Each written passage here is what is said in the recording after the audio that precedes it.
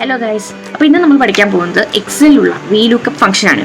അപ്പോൾ ഇത് ചിലർക്കിത് അറിയാം, ചിലർക്കിത് അറിയില്ല. അപ്പോൾ നിങ്ങൾ മിക്കവാറും സെർച്ച് ചെയ്ത് വന്നിട്ടുള്ളതായിരിക്കാം. അപ്പോൾ ഇതെങ്ങനെ ഉപയോഗിക്കുന്നത് വെച്ചിട്ടുണ്ടെങ്കിൽ, ഫോർ എക്സാമ്പിൾ ഇതിൽ നോക്കുവാണെങ്കിൽ കോളം A ഉണ്ട്, കോളം B ഉണ്ട്. അപ്പോൾ ഈ കോളം Bയിലുള്ള എന്തൊക്കെ കോളം Aയിലുണ്ട് എന്ന് നമുക്ക് മനസ്സിലാക്കാനായിട്ട് വേണം. അപ്പോൾ ഈ കോളം Cയിൽ ഈ VLOOKUP ഫംഗ്ഷൻ വഴി ഇപ്പം ഞാൻ ഈ കാണിച്ചിരിക്കുന്ന പോലെ കാര്യങ്ങൾ സെലക്ട് ചെയ്യാം.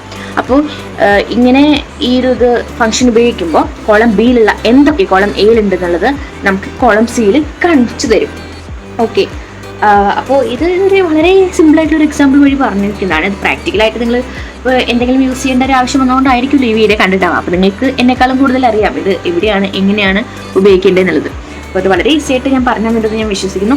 നിങ്ങൾക്ക് ഈ വീഡിയോ ഇഷ്ടമായെങ്കിൽ ഇത് യൂസ്ഫുൾ ആകുമെന്ന് നിങ്ങൾക്ക് തോന്നുന്ന നിങ്ങളുടെ ഫ്രണ്ട്സിനും നിങ്ങളുടെ ഫാമിലി മെമ്പേഴ്സിനും ഒക്കെ ഷെയർ ചെയ്യുക. അപ്പോൾ thanks for watching. Please like, subscribe and share. Thank you.